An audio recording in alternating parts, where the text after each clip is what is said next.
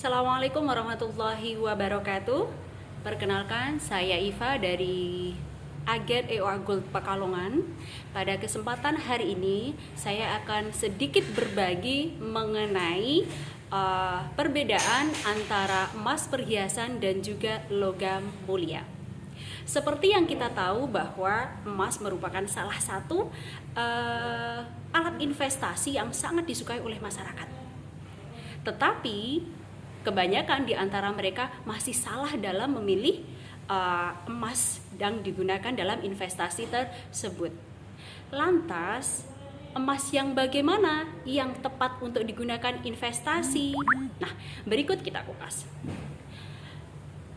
Yang pertama adalah perbedaan antara emas perhiasan dan juga logam mulia. Perbedaannya adalah satu, bentuknya.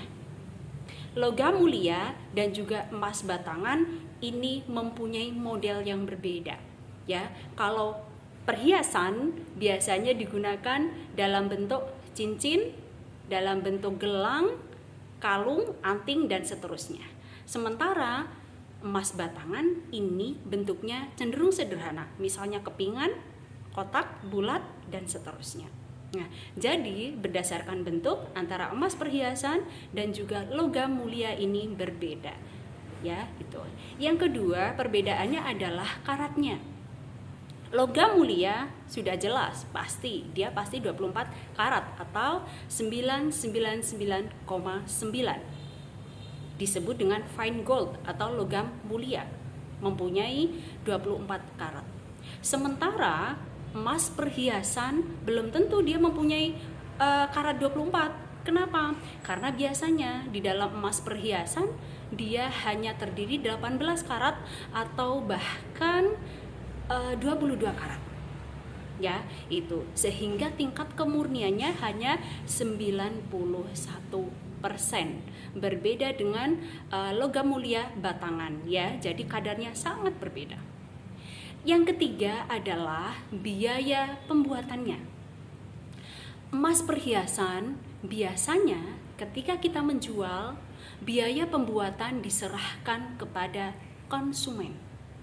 Sehingga konsumen itu mengalami kerugian. Kenapa seperti itu? Iya, karena apa? Karena dia akan kena potongan. Harga beli dia dengan harga jual dia pasti berbeda.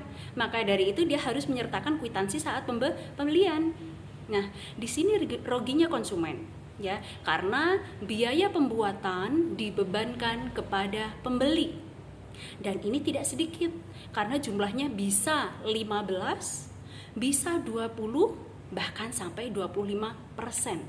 Tergantung dari tingkat kesulitan emas tersebut. Sementara itu, untuk logam mulia atau emas batangan ini ketika menjual tidak ada potongan harga untuk biaya pembuatan. Jadi di sini konsumen untung karena tidak ada potongan untuk biaya pembuatan. Lantas bagaimana dengan harga penjualannya? Kan tadi kalau perhiasan ada potongan harga nih 15, 20 atau bahkan sampai 25%.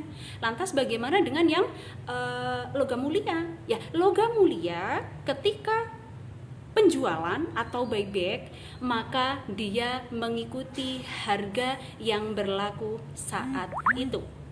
Jadi dia mengikuti perkembangan harga emas dunia. Di sini sangat transparan sekali, ya, jelas. Harga beli buyback mengikuti harga emas dunia. Sementara kalau emas perhiasan bisa jadi dia hanya mengikuti harga toko, suka-suka pemilik toko. Nah, di sini ruginya tidak ada transparansi antara penjual dan pembeli.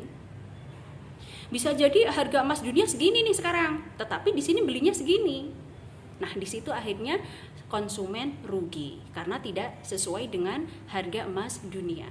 Biasanya pemilik toko itu hanya akan melihat kwitansi saat pembelian. Setelah itu dia akan mengira-ngira berapa harga buyback yang akan ia berikan kepada konsumen yang menjual itu. Nah, itu bedanya. Maka dari itu, buat kalian semua yang mulai investasi, silahkan kalian memilih emas batangan untuk investasi masa depan kalian. Ya, karena ini jamin lebih untung, lebih menguntungkan. Apalagi kalian memilih EOA Gold.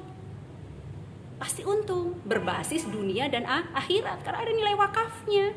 Semakin Anda berwakaf, semakin bagus. Ingat ya, kita hidup nggak hanya di dunia, tapi kita pikirkan akhirat kita juga. Ya, so silahkan kalian investasi memilih EOA Gold, investasi yang sangat menguntungkan dunia dan akhirat kita. Di sana terdiri dari ukuran terkecil bahkan sampai ukuran terbesar, yaitu 0,1 sampai 10 gram. Ya, investasi logam mulia 24 karat, hanya EOA Gold, lebih menguntungkan. Terima kasih, saya rasa presentasi saya cukup. Terima kasih atas perhatian kalian.